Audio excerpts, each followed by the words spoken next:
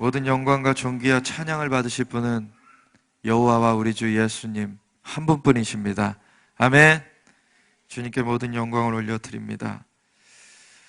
저는 올해 이제 이스라엘로 이주하게 된 구자경 목사라고 합니다.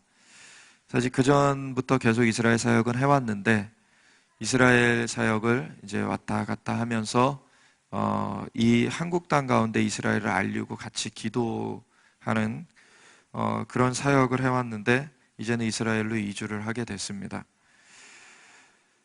제가 이스라엘로 이주하기 전에 제가 3월 1일 날 이주를 하게 됐는데요. 이 땅에서 새해 첫날을 맞았죠. 이 한국 땅에서 새해를 맞이하면서 하나님께 올해에 대한 말씀을 구하기 시작했습니다. 그랬을 때 하나님께서 올해에는 캠퍼스에 집중하라는 말씀을 주셨어요. 캠퍼스에 들어갈 때다. 그러고서는 얼마 후에 이제 여기 사회 하시는 그 오바록 목사님이 이 서울대 가운데 작은 기도 모임이 모여져서 기도를 하기 시작됐다는 그 얘기를 들었습니다. 그 얘기를 2월 달에 듣고서 그래서 3월 달에 간 거예요. 이 목사님을 만나서 아무래도 한국의 캠퍼스 가운데 이 새로운 선교의 물결이 일어나는 것을 위해서 집회를 하는 것을 같이 가실 수 있습니까? 그래서 5월 중순에 이미 티켓팅을 저는 3월 1일 날 가면서 5월 중순에 들어오는 티켓으로 끊어갖고 갔어요. 이미 들어올 그 마음에 그 부담을 주셨고 그래서 그 티켓을 그렇게 끊어서 가서 리그네이딩스 목사님을 뵙고 식사하는 가운데 뉴 미션 웨이브 인 캠퍼스, 올해는 그 캠퍼스에서 선교의 물결이 일어나는 것을 위해서 하나님께서 마음을 주십니다. 그랬더니 그걸 들으시고서는 릭 목사님이 그 마음에 감동이 온다고, 그래서 한번 기도해 보자고, 그래서 기도를 했고 하나님께서 평안을 주셔서 날짜가 잡히게 됐습니다. 그래서 부산부터 서울까지 이 진행하는 것이 그것이 확정이 됐고, 그리고서 연락을 부산의 팀, 그리고 대전의 팀, 서울의 팀에 연락을 드리기 시작했죠. 그래서 아까도 말씀 한번 드렸듯이 서울대에서는 이제 오바록 목사님께 연락을 드려서 좀 준비를 부탁을 드렸는데 사실 장소가 전혀 구해지지 않았습니다.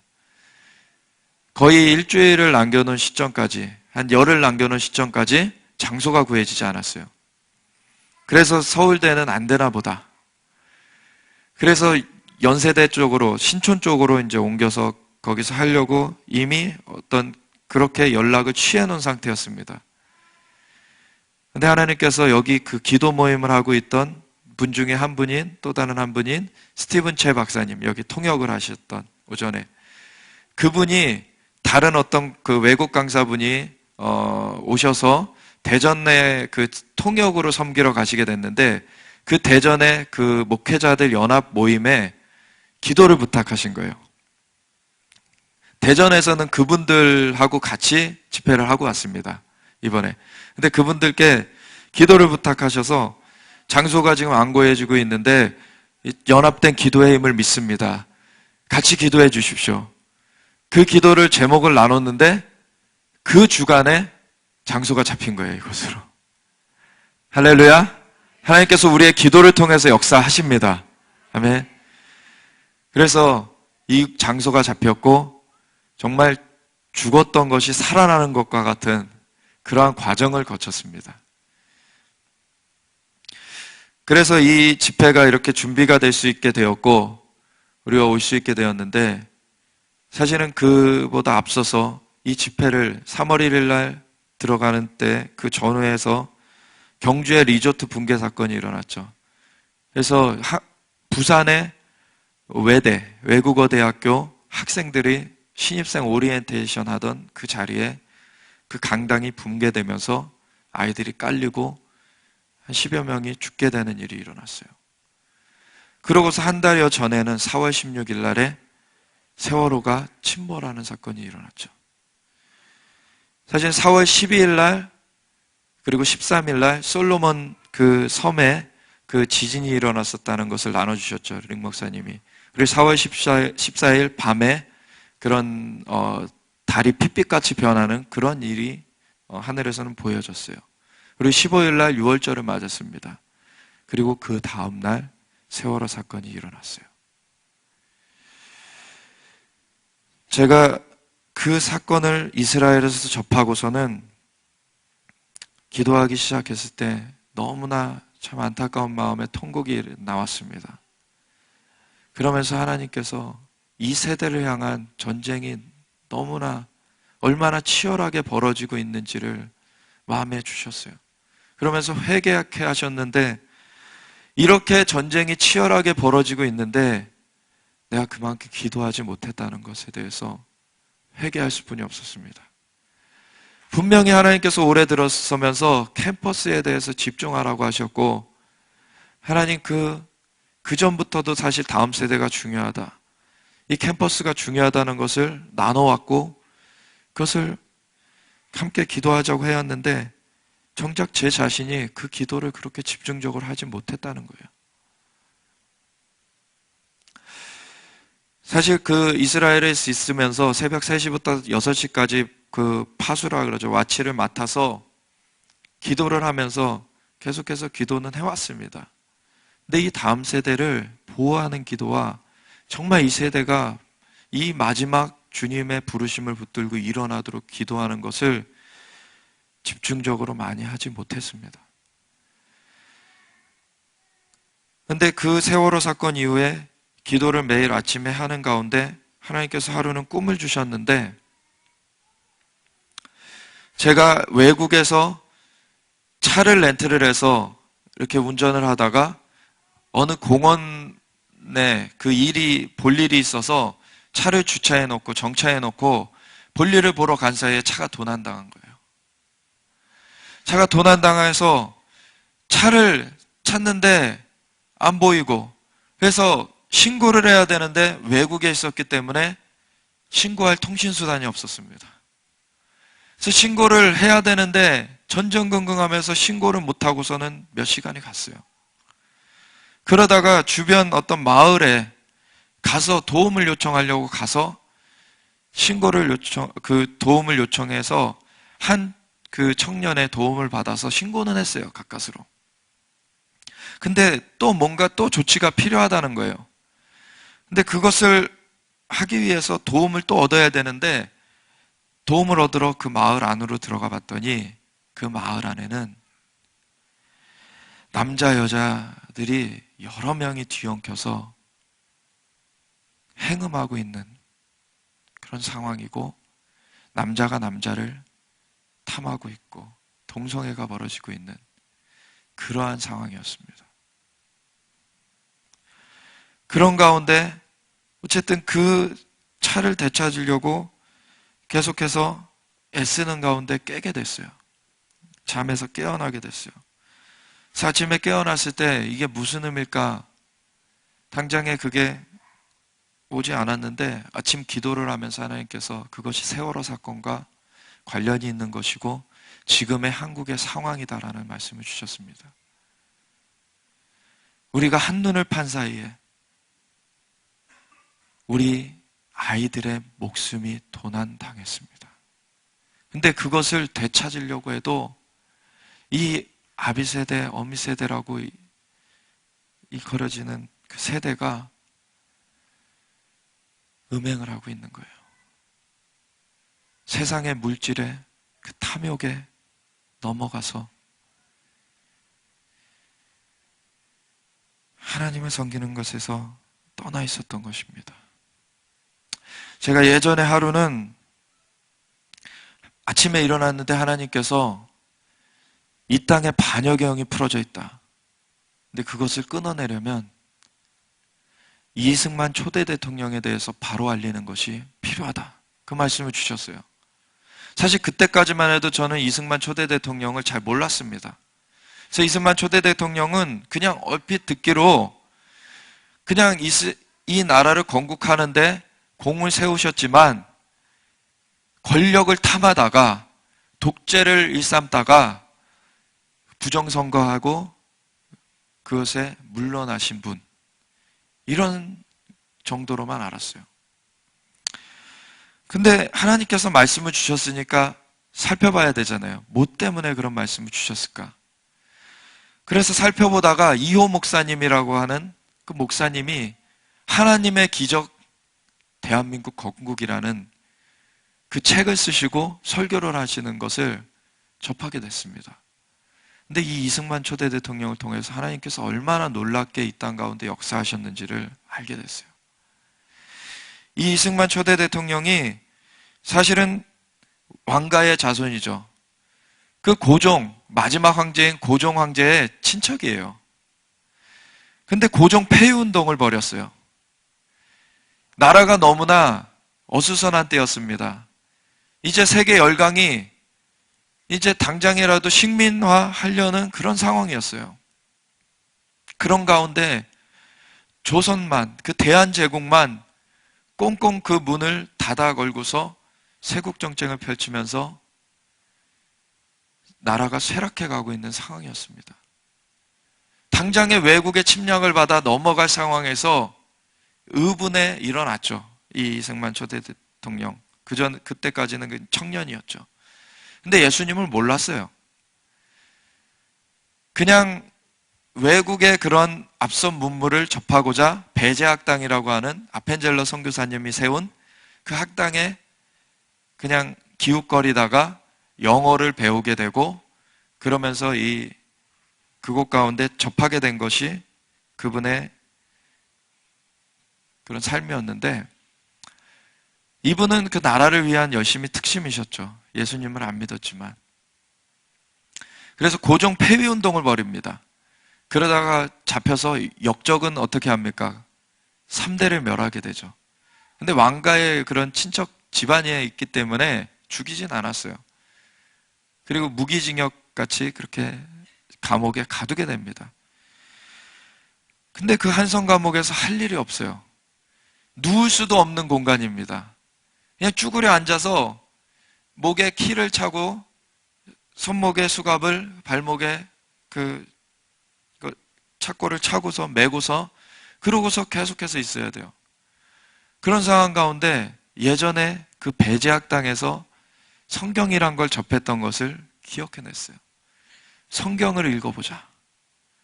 성경을 읽는데 성경에 나타나신 예수님이 지금 자신의 상황과 너무나 이게 맞닿게 느껴지는 겁니다. 그러면서 예수님께서 십자가를 지신 것이 마음에 와닿기 시작했어요. 그분이 우리 죄를 위하여서 돌아가신 분이시구나.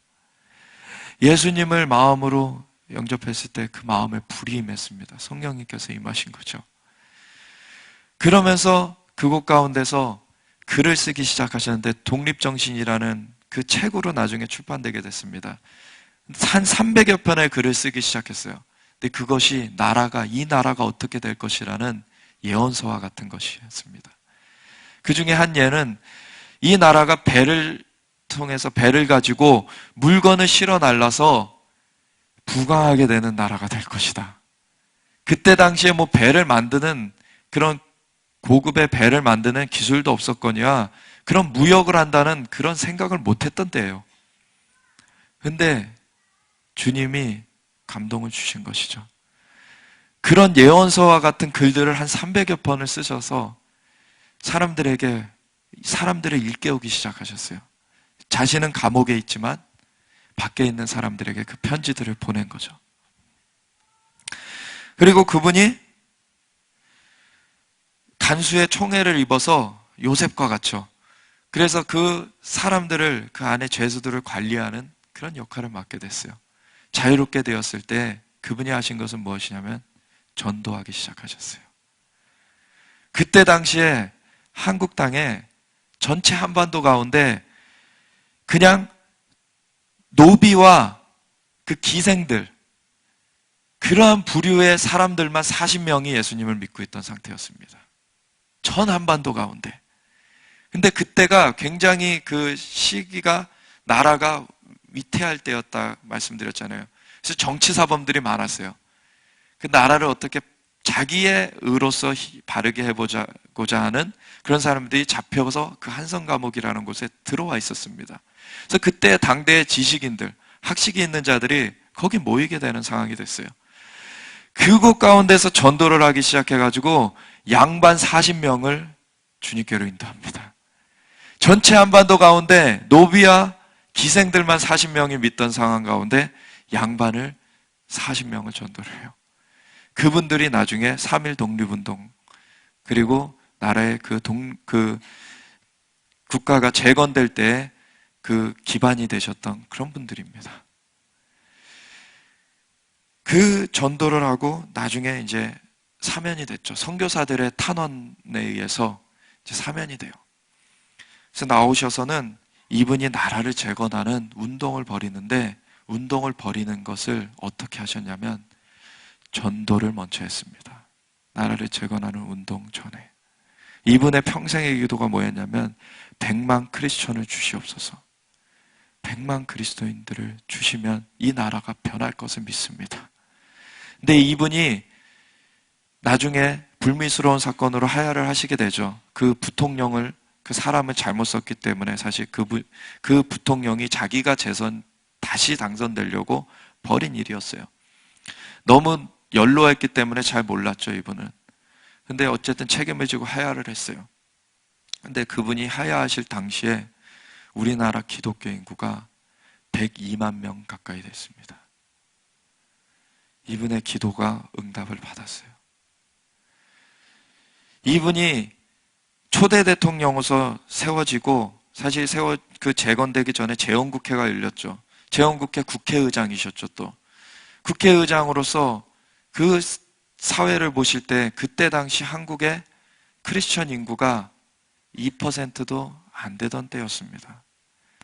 근데 어떻게 재헌국회가 기도로 시작될 수 있었습니까? 그때 의원분들이 이승만 대통령이 전도하셨던 분들이에요. 그분들이 그 의회의 의원들이 되셔서 그 기도를 찬성한 거예요. 하나님께서 이 나라를 그렇게 다시 세우셨습니다. 사실은 1907년도에 엄청난 부흥을 주셨어요. 그 이전에 사실 우리가 복음을 어떻게 받았습니까? 미국에서 학생자원 선교운동이 일어났어요. 1800년도 중반 이때부터 막 해가지고. 그 열매로서 하버드나 예일대, 정말 유수한 대학들의 청년들이 그곳을 나오면은 사회 각층의 지도층으로서 정말로 남부럽지 않게 살 수 있는 사람들인데 자신의 삶을 선교에 내려놓기 시작했습니다. 그러면서 이 정말 그때 당시에는 어디 붙어 있는지도 모르는 조선 땅으로 언더우드 아펜젤러 선교사님이 오셨죠. 그래서 그분들의 헌신을 통해서 우리가 복음의 빛을 받게 되었어요. 정말 그 이후로 20년 채 안 되는 그런 기간 가운데 20년이 조금 넘죠. 20년 가까이 되는 그 정도 기간 만에 1907년 평양 대부흥이 일어났던 거예요. 이건 정말 역사상 정말로 놀라운 일입니다. 우리나라 가운데 엄청난 은혜를 부어주셨어요. 근데 우리가 1910년 한일 합방이 이루어지고 일제 식민지하에 들어가면서 정말 어려움을 겪게 됐어요. 사실은 1910년도부터는 100만 구령운동이 일어나게 됐습니다. 이승만 초대 대통령이 100만 명을 주시옵소서 기도했다고 말씀드렸잖아요. 그 100만 구령운동이 일어나게 됐어요. 근데 한일 합방이 이루어졌습니다. 그 무서운 기세로 일어나는 것을 끊어내기 위하여서 사탄은 전쟁을 사용하였습니다. 사실 그 당시에 우리나라만이 아니라 1904년도에 웨이즈, 1906년도에 아주사, 이런 전 세계 가운데 대각성 운동이 일어나는 시즌이었어요. 근데 세계 1차 대전이 발발하게 되었죠. 그 부흥의 세대로 하나님께서 일으키는 세대 가운데 사단이 그것을 끊어내려고 그렇게 사악하게 일하는 그 역사도 또한 있다는 것을 우리가 보고 있는 것입니다. 왜 이 세대 가운데 이렇게 젊은 그런 꽃다운 나이의 아이들이 죽어갑니까? 이 세대를 끊어내려고 하는 사단의 계략이 있는 거예요. 모세가 태어날 때에 모세를 죽이려고 사탄이 그 바로를 충동질했죠. 예수님이 태어날 당시에 예수님을 죽이려고 사탄이 헤롯을 충동질했죠. 이러한 싸움이 지금 벌어지고 있는 것입니다. 그 싸움이 벌어지고 있는 것이 우리의 눈에 보이도록 나타난 사건이 세월호 사건이에요. 제가 그 사건을 이스라엘에서 접하면서 이 사건을 보고도 우리가 회개치 않는다면, 돌아서지 않는다면 우리나라에는 가망이 없다라는 마음이 들었습니다. 이건 영적 전쟁이 이렇게 치열하게 벌어지고 있는데 그 이전 세대가 해금하고 있어요. 간음하고 있어요. 동성애를 벌이고 있어요. 사실 우리나라가 재건될 때 세계에서 두 번째로 못 살던 나라입니다. 너무나 못 살았어요. 그런 가운데 정말 기도하지 않으면은 살 수 없는 그런 상황 가운데 기도하면서 이 나라가 세워지게 됐습니다. 세계적으로 유례없는 그런 부흥을 맛보게 됐어요. 근데 어느 정도 살만한 70년대, 80년대 북한의 주체 사상이 틈타게 됐습니다. 우리나라 가운데. 그러면서 반역의 틈타게 됐어요. 그때 대학을 다녔던 분들이 바로 지금의 고등학생, 그 세월호 사건으로 죽어간 아이들의 아비 세대 분들입니다.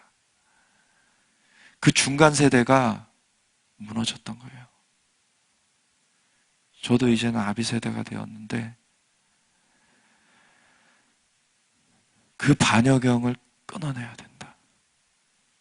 하나님께서는 왜 지금 다음 세대가 일어나려고 하는데 치열한 영적 전쟁이 벌어지고 있는 가운데 이 부모 세대가 기도로 서줘야 됩니다. 지금 하나님께서 돌이키시라는 그 나팔 같은 음성을 우리에게 바라고 계세요. 그런 가운데 이 집회가 또 이루어지고 있습니다. 우리가 함께 정말 상고하는 기도를 하기 원해요. 이 마지막 때 하나님께서 무엇을 이루려고 하시는가? 사실은 그 세월호 사건을 볼 때 세월호의 그 주인이 구원파 사람이죠. 그걸 볼 때 선장이 근데 잘못된 메시지를 전했기 때문에 아이들이 많이 죽게 됐어요. 분명히 밖으로 피하라 그래야 되는데 안에서 대기하고 있으라고 그랬기 때문에 안에서 순진하게 대기하고 있던 아이들이 익사되게 되었어요. 구원파, 잘못된 메시지를 전하는 집단이죠. 잘못된 메시지가 사람들을 죽인다는 것을 여실히 드러낸 사건이에요, 이거는. 이 시대에 교회 가운데 얼마나 잘못된 메시지들이 유행하고 있습니까? 얼마나 그 먹고 사는 것에 초점을 맞춰서 그 어떻게 잘 사는가 하는 그런 설교가 얼마나 판치고 있습니까? 우리가 구원파만 욕할 수 있습니까? 이 교회 가운데 그런 모습이 그대로 있어요. 회개하지 않으면은 정말 이러한 어떠한 대가가 발생이 되는지 여실하게 드러낸 사건이 바로 세월호 사건입니다. 근데 하나님께서는 사단이 악하게 일을 계획하실지라도 하나님은 그건 돌려서 선으로 사용하실 수 있는 분이신 줄 믿습니다. 아멘. 그래서 내 이름을 일컫는 백성이 각한 길에서 떠나 스스로 겸비하여 기도하며 나의 얼굴을 구하면 내가 하늘에서 듣고 그 죄를 사하고 그 땅을 고치리라. 우리가 그 지점에 와 있습니다. 그 지점에 와 있습니다. 정말로 기도해야 되는. 마태복음 6장 33절에 주님께서 우리에게 이런 말씀을 주셨죠. 너희는 먼저 그의 나라와 의를 구하라. 그리하면 이 모든 것을 너에게 더하시리라. 주님께서 너무나 명백하게 말씀하셨어요. 너희는 먼저 그의 나라와 의를 구하라. 그리하면 이 모든 것을 너에게 더하실 것이다. 하늘 아버지께서 너에게 있어야 할 것을 이미 아신다. 그러니까 너희는 아무것도 염려하지 말고 먼저 그의 나라와 의를 구하라. 그러면 이 모든 것까지도 너희에게 더해 주실 것이다. 근데 우리 지금의 교회 가운데 어떤 메시지가 전해지고 있습니까? 이 모든 것을 먼저 구하라는 메시지가 나와요. 하나님의 나라와 의를 구하는 것을 먼저 하지 않습니다. 여러분들이 먹고 사는 거 먼저 신경 쓰시고 그 다음에 시간 되시면은 교회 일도 좀 하십시오. 그 다음에 시간 되시면 하나님의 일을 좀 하십시오. 그 잘못된 메시지 가운데 사람들이 죽어나가고 있습니다. 사실 그건 타협할 문제가 아니에요. 죽고 사는 문제입니다. 생과 사의 문제라는 거예요. 우리가 먹고 사는 거에 집중하게 될 때 우리는 하나님의 나라와 의를 쫓는 것에서 떠나게 됩니다. 하나님께서 그게 필요 없다고 말씀하신 것이 아니에요. 이미 하늘 아버지께서 아십니다. 그래서 염려하지 말고 너희는 먼저 그의 나라와 의를 구하라. 그리하면 내가 공급해 줄게. 근데 왜 반대로 행하는 것입니까? 그것은 하나님을 신뢰하지 못하기 때문이에요. 결국엔 신뢰의 문제입니다. 하나님을 하나님으로서 신뢰하지 못하기 때문에 그래요. 그게 우리의 신앙의 상태인 것입니다. 그래서 돌이켜야 됩니다. 요한계시록 11장 15절부터 마지막 절까지를 한번 같이 읽겠습니다. 요한계시록 11장 15절부터 마지막 절까지.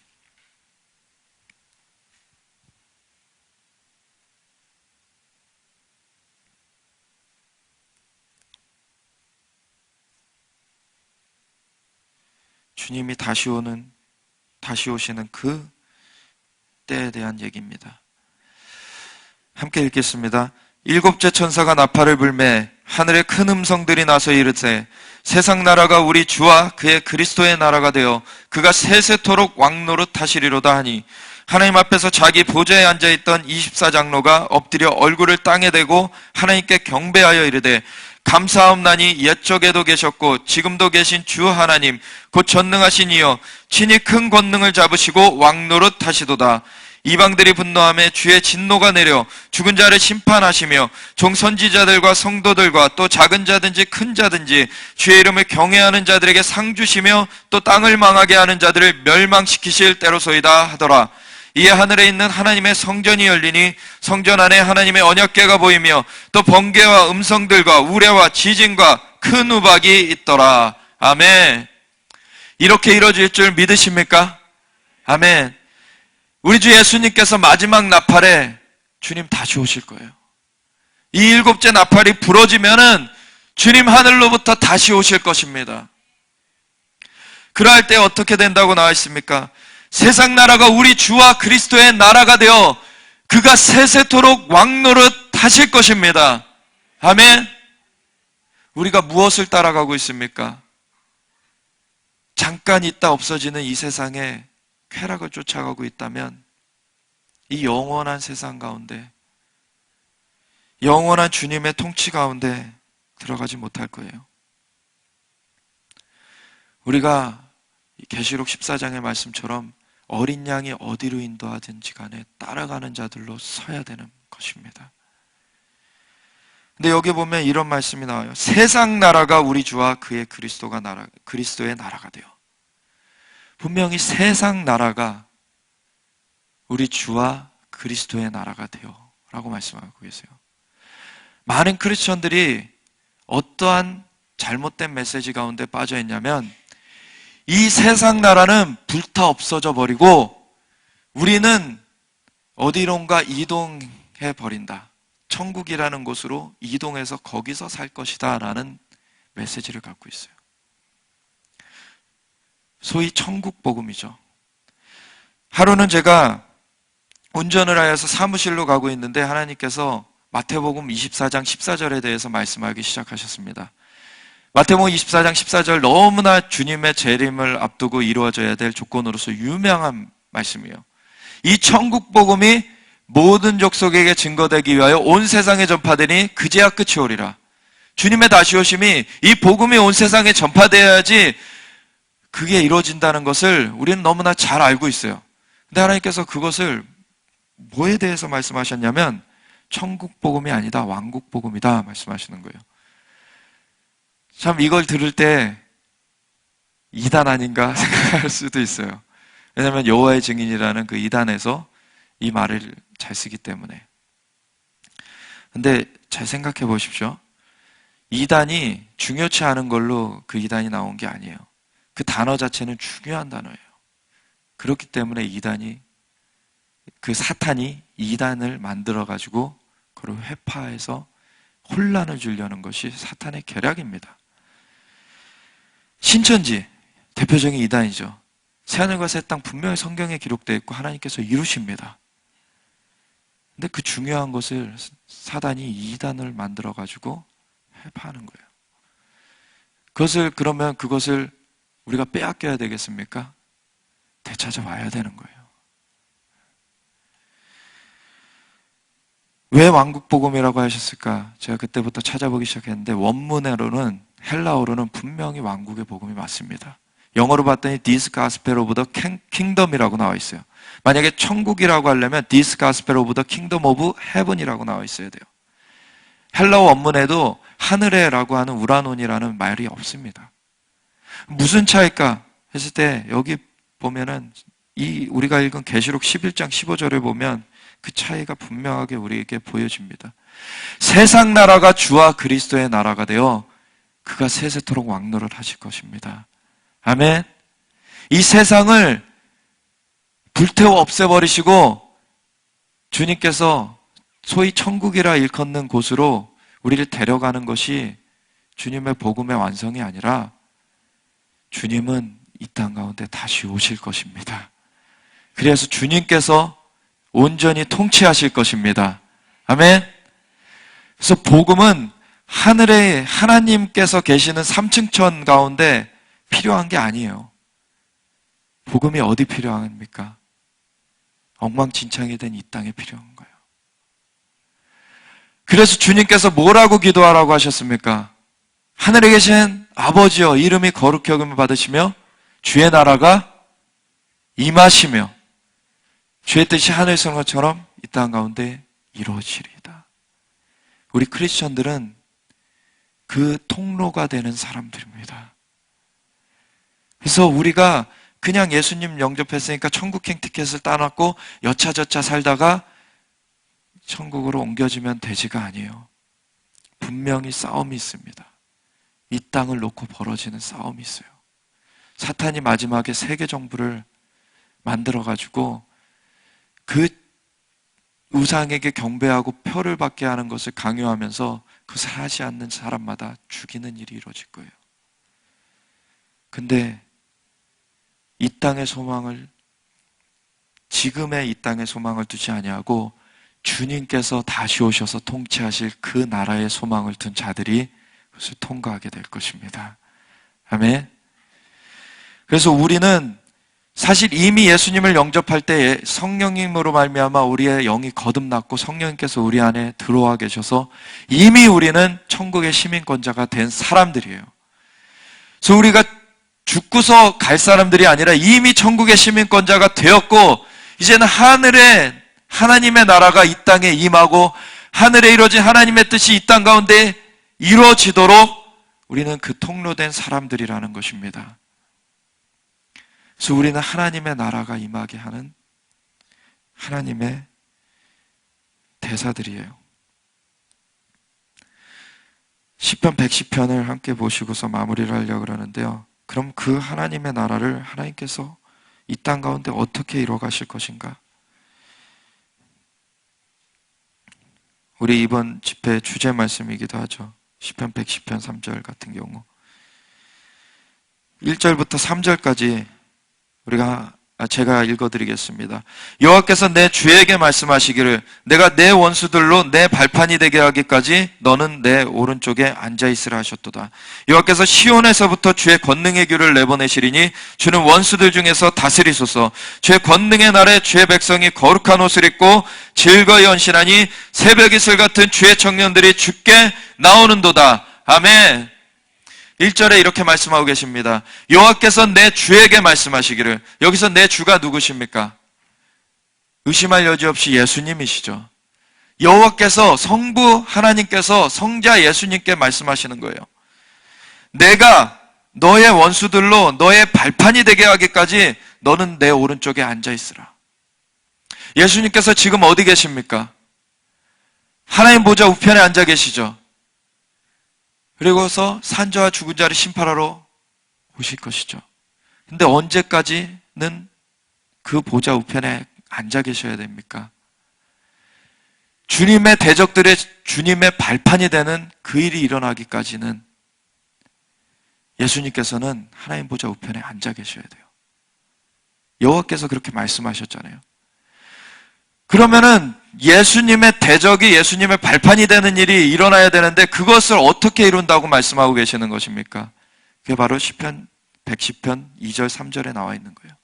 여호와께서 시온에서부터 주의 권능의 규를 내보내시리니 주는 원수들 중에서 다스리소서. 시온에서부터 권능의 규를 내보내십니다. 2000년 전에 예수님께서 이 땅에 오셔서 그 시온 예루살렘에서 십자가에 달려 돌아가시면서 사단의 머리를 깨트리셨어요. 그리고 부활하신 예수님은 승천하시기 전에 제자들을 향하여서 하늘과 땅의 모든 권세를 아버지께서 내게 주셨으니 그러므로 너희는 가서 모든 족속으로 제자를 삼아 아버지와 아들과 성령의 이름으로 세례를 베풀고 내가 너에게 분부한 모든 것을 가르쳐 지키게 하라. 볼지어다 세상 끝날까지 내가 너희와 항상 함께 있으리라. 아멘. 그래서 주님께서 성령을 보내셨고 성령으로 말미암아 우리가 열방 가운데 그 주님의 권세를 가지고 나아갈 수 있게 되었습니다. 예수님께서 마태복음 16장에 그 사람들이 나를 누구라 하더냐 제자들에게 물으셨을 때 제자들이 더러는 엘리야요 더러는 선생이요 랍비라 하더이다. 그랬을 때 너희는 나를 누구라 하느냐 주는 그리스도시요 살아계신 하나님의 아들이시니이다. 베드로가 대답했을 때 바요나 시몬아 복이 있도다. 이를 알게 한 이는 혈육이 아니요 하늘에 계신 아버지께서 알게 하신 것이다. 그러시면서 내가 이 반석 위에 교회를 세우리니 음부의 권세가 이기지 못하리라. 아멘. 음부의 권세를 깨트리는 것이 교회에게 주어주신 주님의 권세입니다. 머리 대신 주님으로부터 그 몸으로 흘러내리는 주님의 권위가 음부의 권세를 깨트리는 것이에요. 권능의 규를 시온에서부터 주님께서 내미셨습니다. 그래서 열방 가운데 그 사단의 진영이 물러가고 그 링라이딩스 목사님께서 오전에 나누셨던 것 같이 그 경관진들이 파쇄되고 주님의 물결이 나아가는 것입니다. 근데 그것이 어떻게 나아가냐면 이 마지막 때에는 3절에 보면 주의 권능의 날에, 이건 영어로는 in the days of battle이에요. 전투의 날에. 이것은 예수님의 다시 오시기 전에 그 주님의 대적들을 발등상되게 하는 그 마지막 전투에 대해서 말하고 있는 것입니다. 주의 권능의 날에 주의 백성이 거룩한 옷을 입고 즐거이 헌신하니 새벽 이슬 같은 주의 청년들이 주께 나오는도다. 이렇게 되어 있는데요. 영어로 보면은 이게 분명해집니다. Your troops will be willing. 당신의 군대가 기꺼이 헌신할 것입니다. On the days of battle. 전쟁의 날에. Arrayed in holy majesty.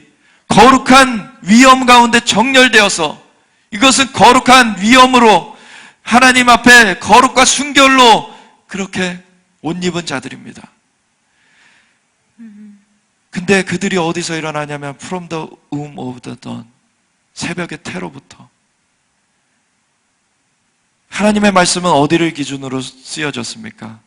예루살렘을 기준으로 쓰여져 있어요. 예루살렘에서 볼 때 동은 어디서 틉니까? 해는 어디서 옵니까? 동쪽으로부터 오죠. 예루살렘에서 동쪽이 어디입니까? 이 한국을 비롯한 이 극동지역.